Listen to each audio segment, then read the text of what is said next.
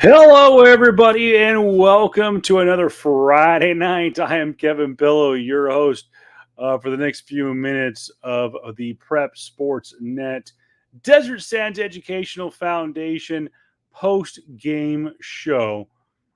Coming to you live from the KRP Broadcasting Studios here, or the Prep Sports Net Studios here in Indio, California. We're going to get you to all the scores and highlights here in just a couple of moments. Thank you so much, guys, for staying up so late with us.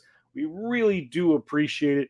And it's absolute blast hanging out with you on those Friday nights. Want to say special thanks to the people who came out and supported all the activities out at Indio High School. I want to say a special thanks to the people that came up to me and said they appreciate the work we do with the Desert Sands Educational Foundation and doing the halftime show and really highlighting the student athletes and whatnot. So I appreciate the shout out. So got to stay hydrated.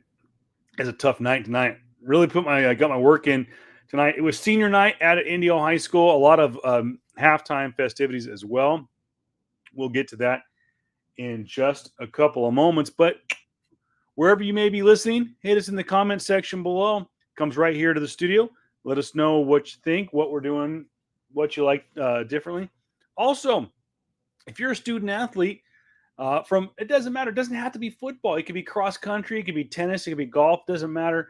It could be football if you're feeling it. It could be wrestling, basketball, whatever it may be. Hit us up.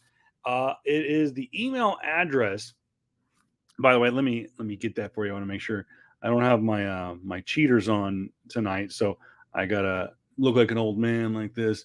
Email address. Come on, Kevin, you could do it. It's not like we're live here in front of millions of people. Official prepsportsnet@gmail.com is the email address for the show. Again, it's official prepsportsnet@gmail.com.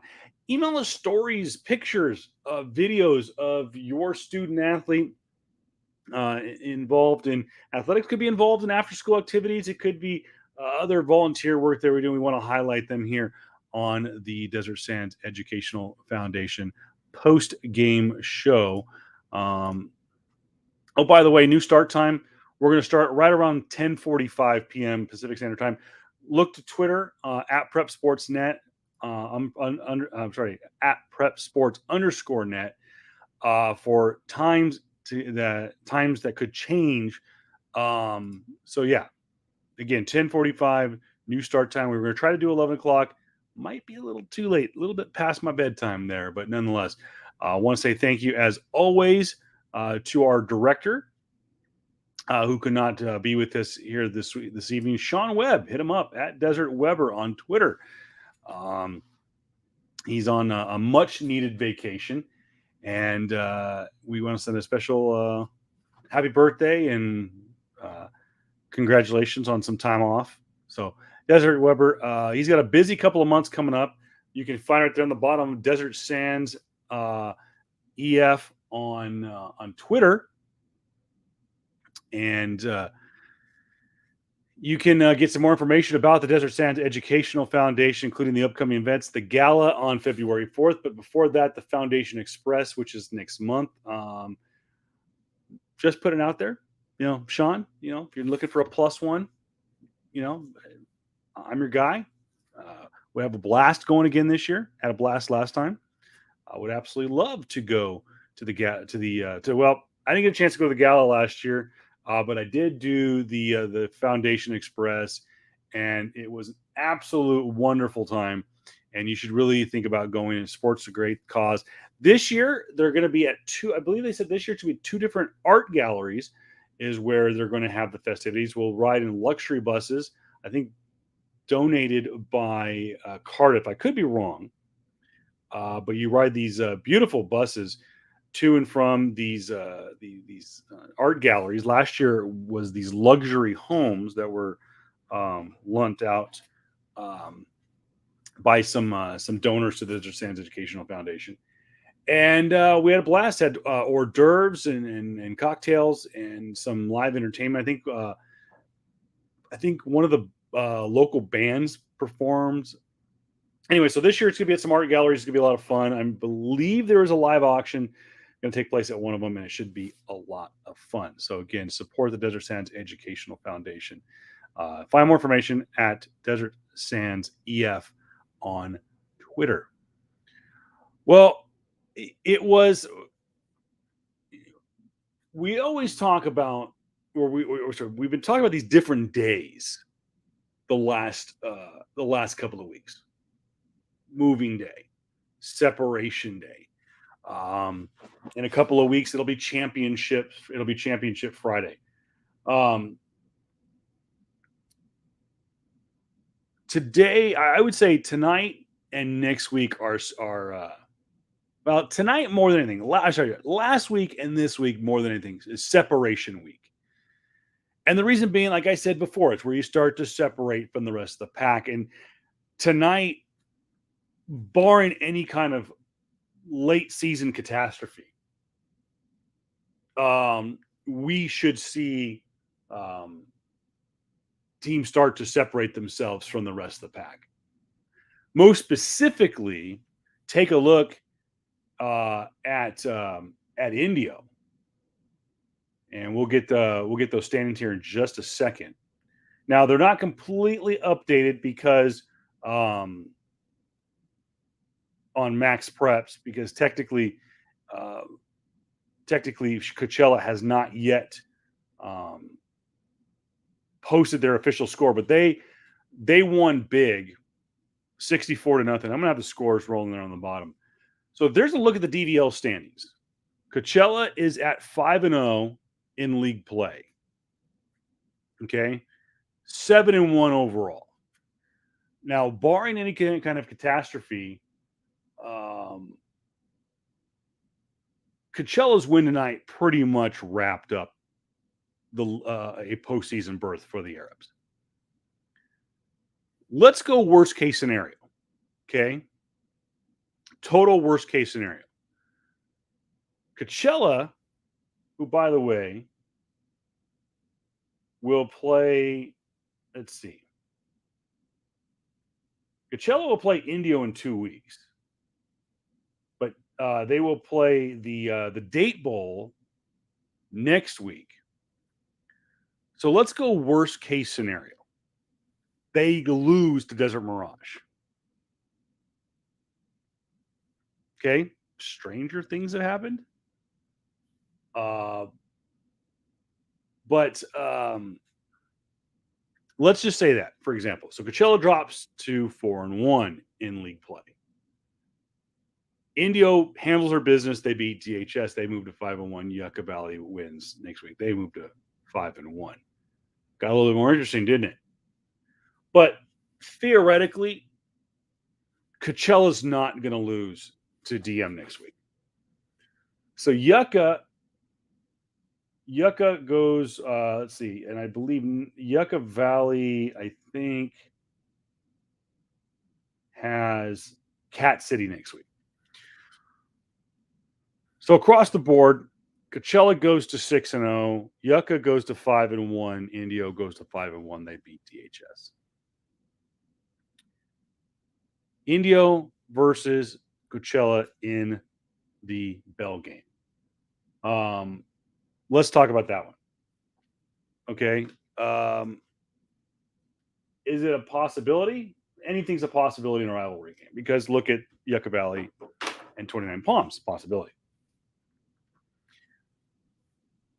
Let's go hypothetical here. So they all sweep next week. Coachella beats DM, Yucca beats Cat City, Indio beats DHS. 5-1, 5-1, 6-0. Indio beats Coachella. They're tied 5 or they finished at 6-1. And let's just throw it out there. 29 Palms beats Yucca Valley. That could throw some wrinkles into the game. Okay. 29 Palms has to play Desert Hot Springs tomorrow and has to play Banning. With what I saw tonight, I really think 29 Palms could probably take the Broncos. Okay. So let's say they beat DHS tomorrow. 29 Palms goes to 3-2. They beat Banning, they go to 4-2. Okay. And they beat Yucca Valley, they go to 5-2, which would drop Yucca Valley to 5-2. That's where it starts to get interesting. But again, I just those are hypotheticals. I really, really don't see that happening. What I honestly see happening is pure statistics. Coachella wins out 7-0. Okay. Yucca wins out. They win next week against Cathedral City, and they beat 29 Palms for their bell game. Indio loses the bell game, but they beat Desert Hot Springs. So they finish with 2 losses in league. Okay, puts them at 5-2, and gives them a 5-5 record. I'm looking at the standings, and I really don't see anybody else coming into the picture. 29 Palms, no. Cat City wouldn't. So Indio, with a loss to Coachella, will finish third place, right where they're at. Third place in the league. I have to imagine that the 3 shutouts in league play, the hard-fought game, albeit a loss, to Yucca Valley, really helps their strength of schedule and their quality of win. A really good showing against Coachella can go a long way. Hell, a win can go a really long way, but a really good showing against Coachella could go a long way.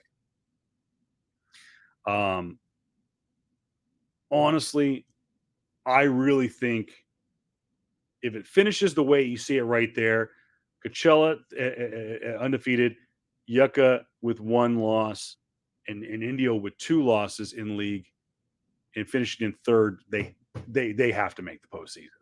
They're playing Division 12, Indio that is. But that's the big one. I'm not trying to be a homer because I work with Indio.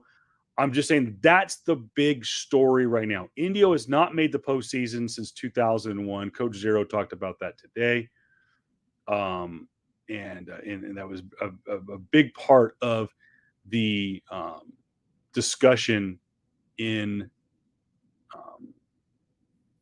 the pregame meeting between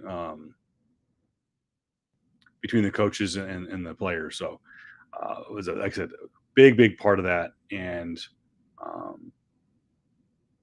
we'll have, like I said, going to have to keep an eye on that and see what happens. Moving on to the rest of the league. the rest of the valley. As you can see there on the ticker below, Coachella handles uh, they play. They played. Give me a second here. So Coachella played. Oh my goodness, why am I not seeing it right there? I know it's probably right there in front of me. Played Cathedral City, handled their business tonight. 64-0 final. Yucca beats up on Desert Mirage 70-7. Indio beats Banning 34 nothing. 29 plays tomorrow. Like you said, Cat City lost. THS plays tomorrow. Banning and DM lose. Let's talk a little bit about the elephant in the room. Let's talk about the Dean's or the Desert Empire League. I always want to call it the Deanza League, but it's not the Deanza League anymore. Let's talk a little bit about, bring up the standings here in just a second. These should be pretty accurate. Let's talk about the Desert Empire League. There it is.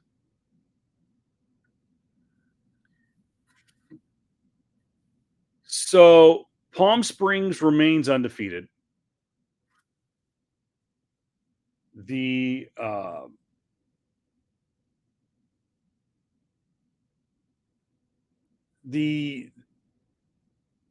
league is just weird this year.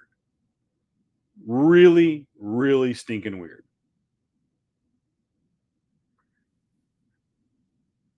We talked about earlier in the year, Rancho and Shadow really not playing well. Xavier just in a really unique, or kind of in a bad way, kind of in a unique spot, kind of almost kind of like the odd man out this year. But this was, we've said it time and time again, this was Palm Desert's league to lose. And that Palm Springs was going to be the team to give them some competition. And they have.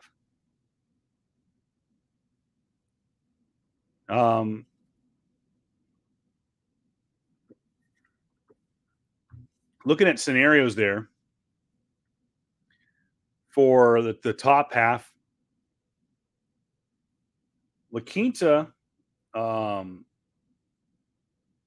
with the win over Palm Desert, can really kind of hold tight there. Let's take a look at the schedule down the line. First off, for Palm Desert, let's go third up. They lose, or they beat Rancho Mirage. They do handle the business. They got to play Shadow next week and finish the season against Palm Springs. So Shadow needs that game bad.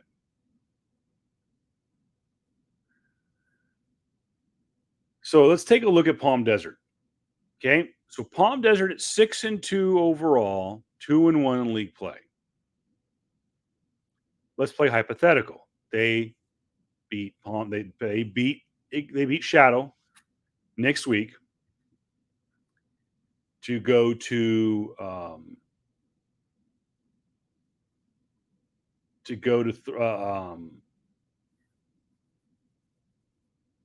was it 3-1? Palm Desert, that is. Shadow would drop to 1-3. And then they got to play Palm Springs, essentially. I wouldn't say for the league title. Well, it could be for the league title. But oh wait, let's keep it interesting. La Quinta has to play Rancho Mirage. Okay. So again, let's play hypothetical. La Quinta wins against Rancho. They go to 3-1. Palm Desert beats Shadow. They go to 3-1. Shadow drops to 1-3. Rancho drops to 1-3. Um, that would essentially knock those two, I think, out of playoff contention. So you got 3-1, 3-1 Palm Springs. They have to play. Take a look at the schedule. They have to play Xavier Prep. Again, not saying what's going to happen, but let's take hypothetical. Palm Springs does that 4-0.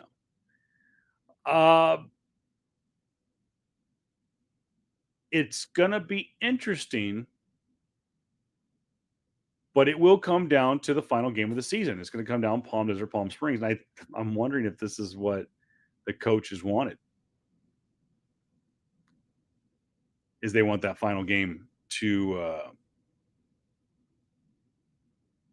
they want that final game to mean something. So that's the way I see it playing out. Is you've got the Aztecs and the Indians playing in the final game of the season for the league championship. By the way, that will be at Palm Springs.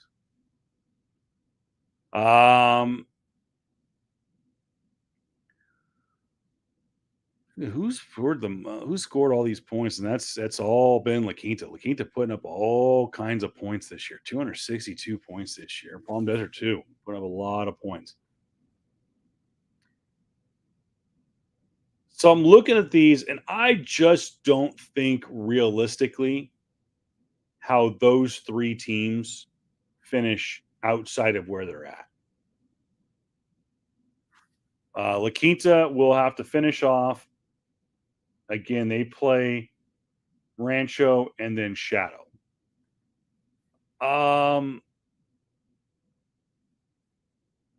That's a tough one.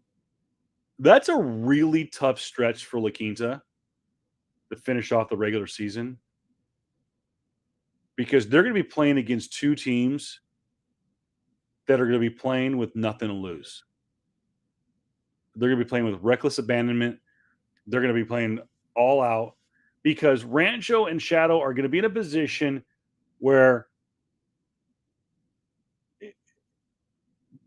it's win or go home. La Quinta has to win. With Rancho and Shadow right now, yeah, there's a chance they could, do this and do that. But really and truly, they got to think right now, we could play spoiler. And then somehow, some way, squeak our way into this. Maybe in that large bit. Man, these standings. La Quinta is in a very unenviable position. Okay. They are in a position technically right there in second place. Okay.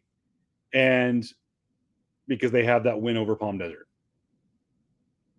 But Palm Desert is gonna trade blows with Palm Springs. Palm Desert's gonna win next week, most likely, which will drop Shadow to 1-3. If, like I said, if Palm Desert wins, and that really is going to make the last game of the season against La Quinta with nothing to lose. They will play with nothing to lose and could really be an upset for La Quinta. La Quinta probably, if those two games, probably needs to worry the most about Shadow Hills. Needs to worry about that game. That's probably the one thing. Got comments? Hit us up in the comments section below. If you're watching us on YouTube or Facebook Watch, right there below, hit us up. Hit us up on Twitter at prepsports_net. Hit the hashtag DSEF.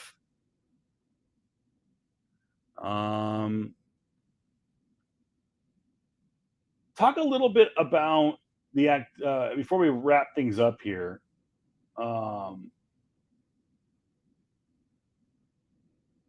Talk about the goings on at Indio tonight.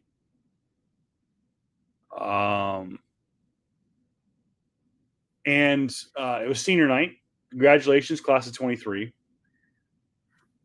But it was an opportunity to honor their past. Now let's go back 8 weeks to the Mayor's Cup. And in the pregame, it was supposed to be they were going to retire Oscar Lewis jersey.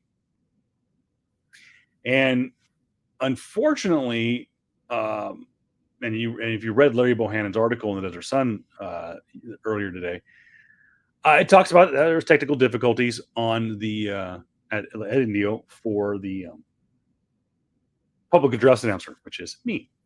And we did. Literally the microphone went out right before we did the pregame show. And the unfortunate thing was I didn't know until after I'd done my whole spiel for Oscar. And someone was like, dude, your microphone was out the whole time. Or, hey, go. And I'm like, I just finished. What are you talking about? So they rescheduled it. They had Coach Zero wanted to honor Coach White because Coach Zero is a big fan of tradition and the history. I mean, it's proven in itself that he did the throwback jerseys last week for homecoming. Pardon me.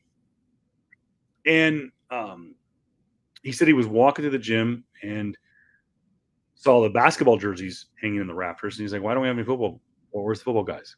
And he goes, how do we have this Ed White guy should be in the Hall of Fame, should be in Canton, Ohio, 4-time Super Bowl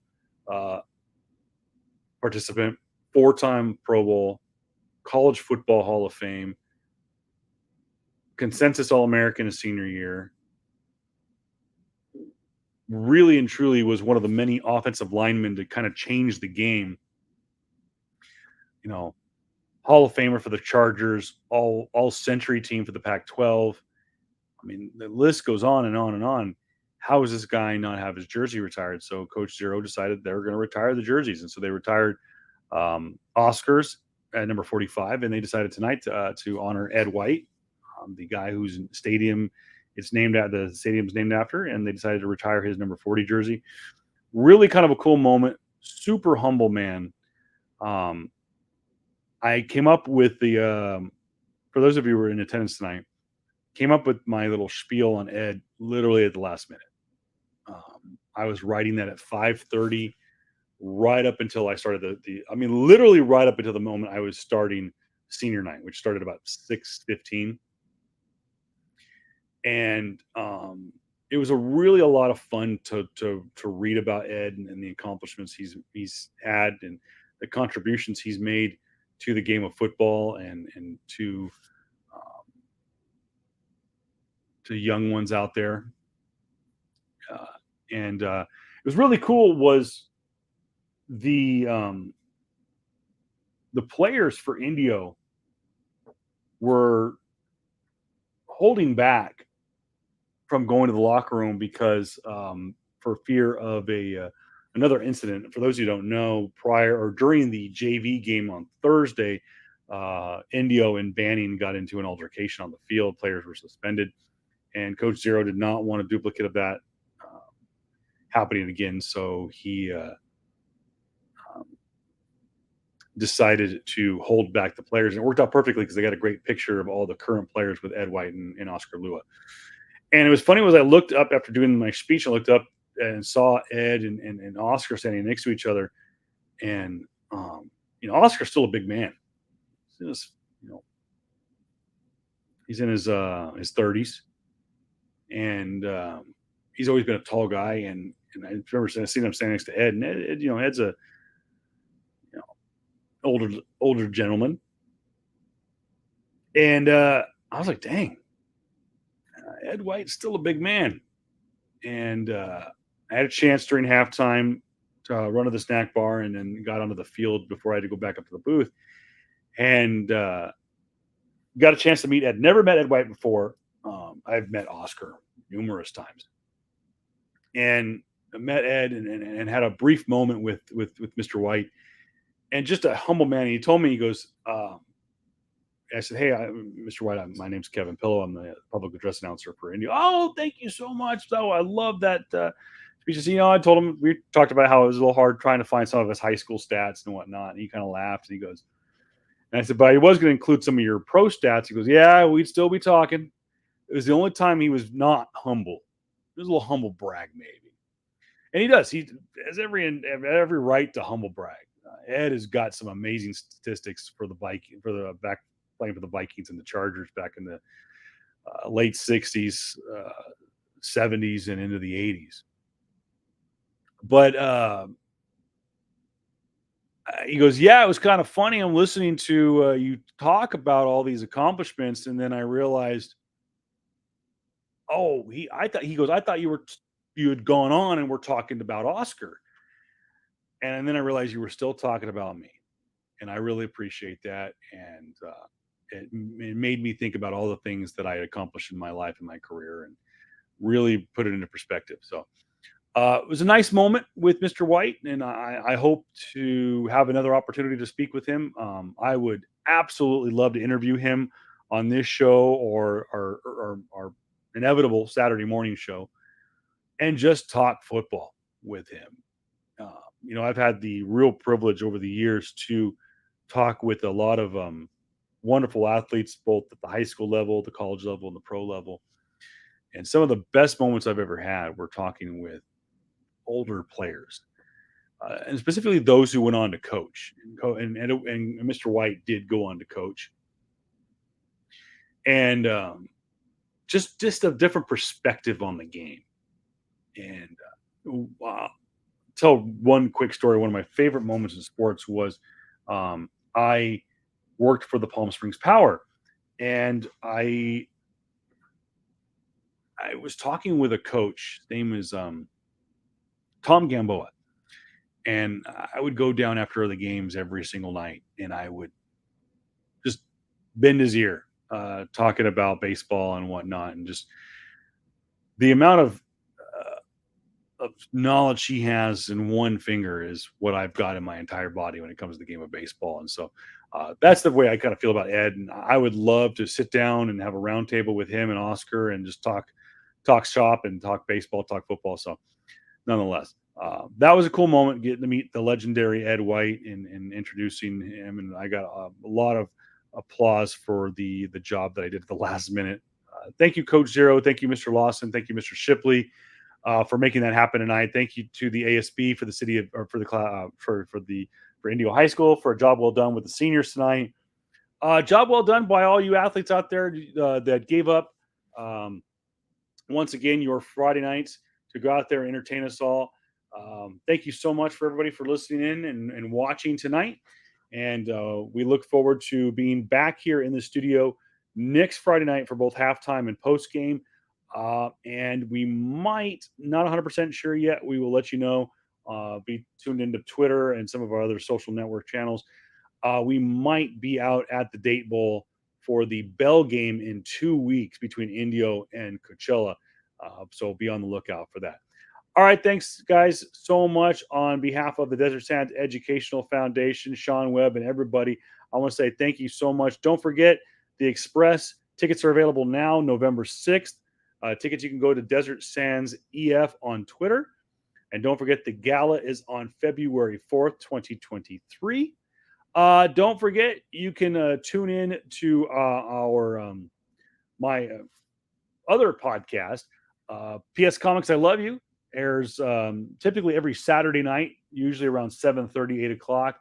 Or you can download it wherever you listen to your podcast. Google Podcasts, Apple Podcasts, Spotify, the whole 9 yards. Check it out. PS Comics I Love You. And yeah, again, official prepsportsnet at gmail.com. Send us stories about your student athlete, or if you're a student athlete, tell us some of your stories. Let us know what you're up to. It doesn't have to be football. It can be volleyball. It can be cross country, track, golf, tennis, you name it, wrestling, soccer. We got the World Cup coming up. I would love to hear from soccer fans, soccer players about the upcoming World Cup here in less than 40 days. So, all right, guys, thank you so much. Enjoy the rest of your evening. And as always, thank you for going out and enjoying those Friday Night Lights.